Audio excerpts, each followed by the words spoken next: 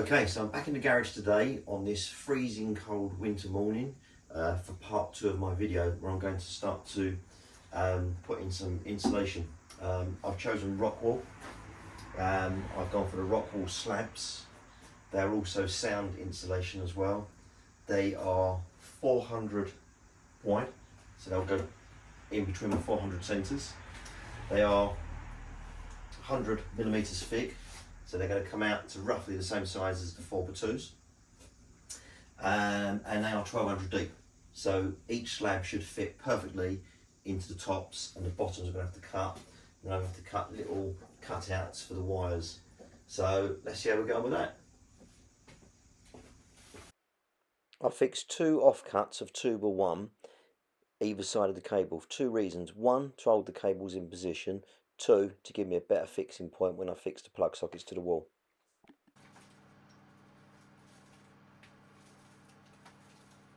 Now this is my first experience of using rockwool. I've never used this before or any other product like it, but I've got to say I'm really impressed.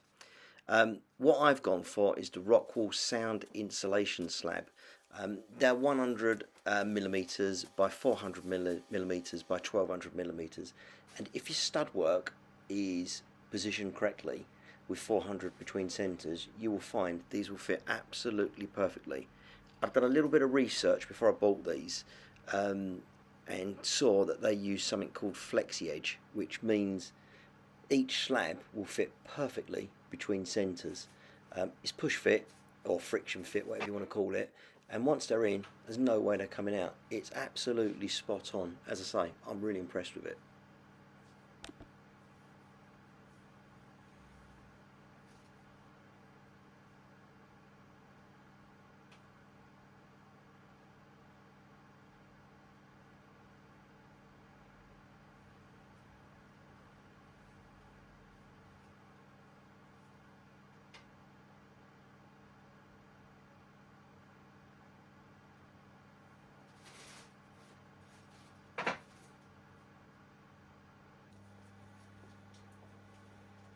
Now the only downside, and it isn't really a downside, is that you only get 6 pieces in, or 6 slabs rather, in each pack. So on this wall alone I'm going to use 4 packs, 6, 4, 24 slabs, which can work out quite expensive, as you can imagine, but I think it's going to be worth it in the long run.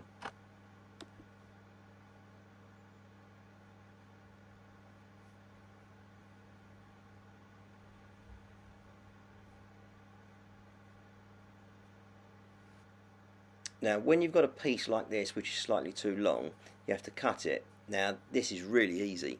You take the equivalent to like a bread knife or a serrated kitchen knife, and you'll see in a second it goes through so easily. It cuts perfectly. You cut it slightly bigger just to give a little bit of friction, but as you can see, cuts really easily.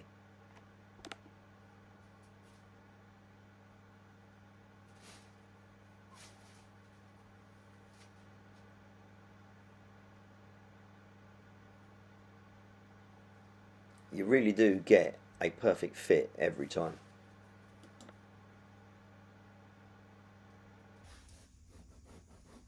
Now I quickly got the hang of this, and as you can see I need to cut 6 of these in total, so I just use one on top of the other as a template, and in this clip you can see it cuts really easily.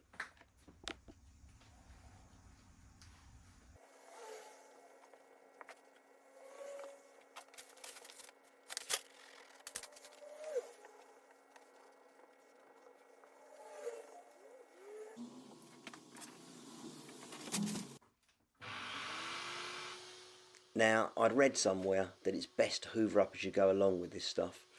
It can be quite itchy, as you can imagine, hence the reason I'm wearing a mask, hat, gloves and a really old coat.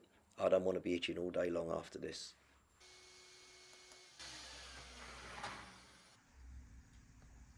So that's one section done. I'm really pleased with that. Next thing is vapor barrier. Not going to staple it. I'm going to use double-sided tape. This is like carpet tape. It's really sticky stuff.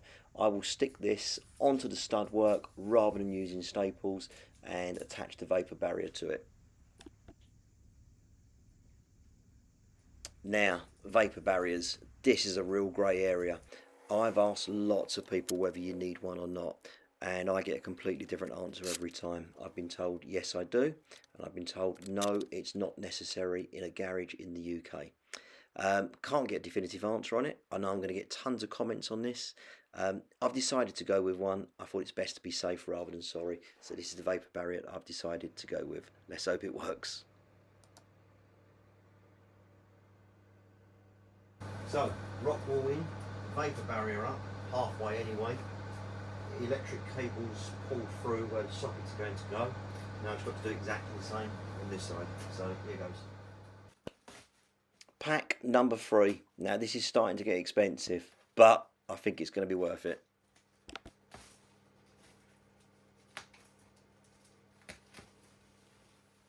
Now you've seen me do one side, so this side I'm going to speed it up.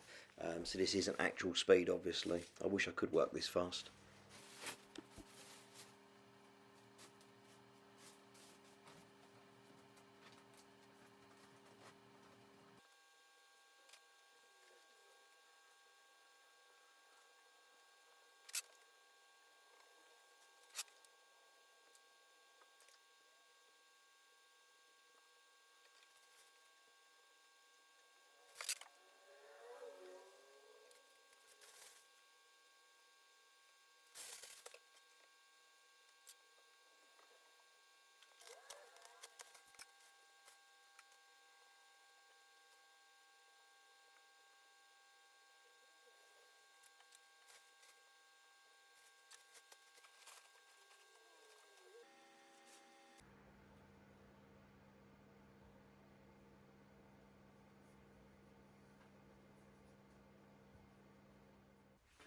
And back to the vapour barrier. As you can see, this is quite tricky to do on your own, and this is why I've gone for the double-sided tape option. I'm doing section by section. It's all one piece, or this wall is anyway, with an overlap at the end. I'm peeling the back off the double-sided tape and just working my way across section by section. It's the only way you can do it on your own, really. You really need 2 people doing this.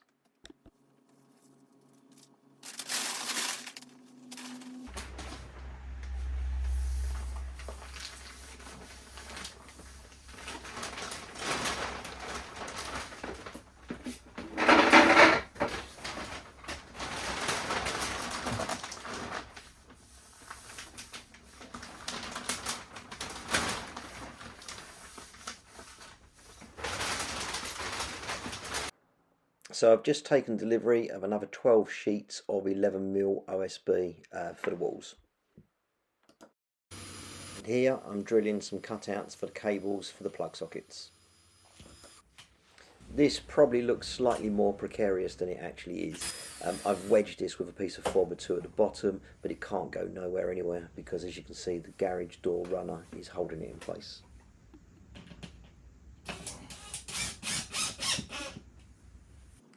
So I'm marking where I'm going to put the screws in, and I've gone for 6 inches on the edges of the board, which is roughly 15 centimetres. In the middle of the board, I won't be doing them quite as frequently. I'll do them roughly every 12 inches, which is about every 30 centimetres. So the screws I'm going for are 4x40mm, probably a little bit over the top really, but I'm sure they'll do the job.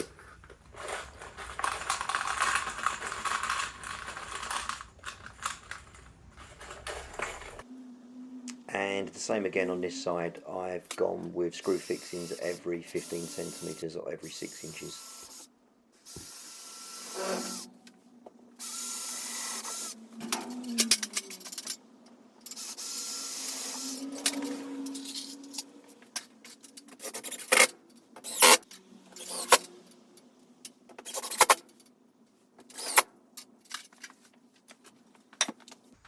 So the batteries in my laser are getting a little bit low, so I've switched the lights off so I can see and make sure I'm in the right place. So I'm going to make a mark with a pencil, then switch the lights back on.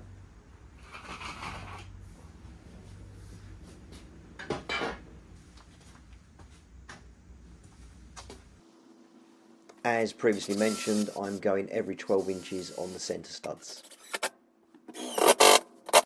I've I've also decided to switch from an impact driver to a regular drill because I found the impact driver was driving the screws in slightly too deep, which is partly my fault, but with a drill you can set the torque setting to exactly what you want. You can persevere, get it spot on, and you know every time it's going to drill or send the screws into exactly the right depth.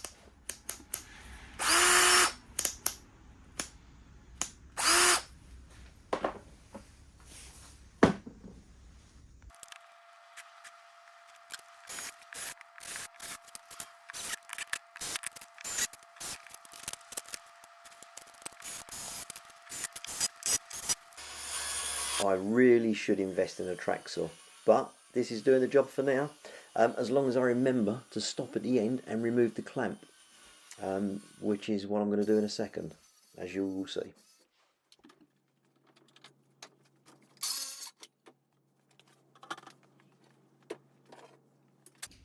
So I'm working on my own here, as you can see, so I'm just driving in some wedges at the bottom to just hold this in place and to push up nice and tight. Now, having said that, I will let this ball drop by about 1mm just to allow for a little bit of expansion. So back with the laser, which I really must change the batteries, because as you can see this is getting extremely faint now, but it is still doing the job.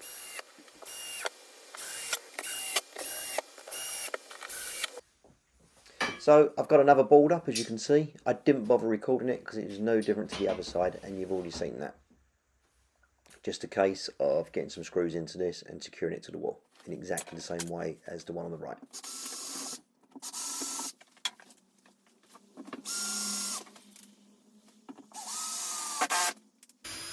But hold up, I've just realised I've drilled the hole for the plug socket in the wrong place, and that's why the wire's not pulling through properly. This will mean I'm going to have an extra hole on the right hand side, but hopefully the plug socket will cover that up. I guess we all make mistakes.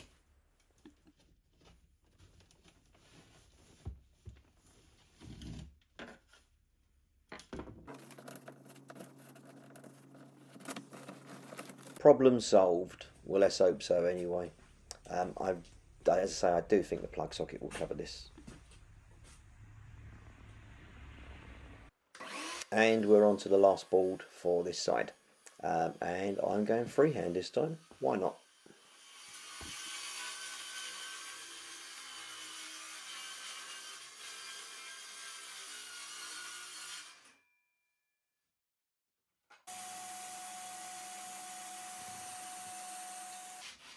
I'm giving the edges a slight sanding down for two reasons. A, it's nicer, and B, this end will go into the corner and I really don't want any of the splinters to pierce through the vapour barrier. So there we go, that's one wall done. Well, almost, apart from the far right. The boards are cut, ready to go there, but I haven't put them in deliberately. That's because I've just ordered a new garage door and they've told me they will need to get to that side to remove the mechanism for the old garage door. So next is the other wall on the other side. So I've moved everything over from the left hand side of the workshop to the right, so I can now start on the left hand side. I have got to stop now though because I'm waiting for the electrician to come and fit the consumer unit just here. That should be done within the next week or so. So I'm afraid this is a bit of a short video, part 2, but part 3 will follow shortly. Thanks for watching and I'll see you all soon.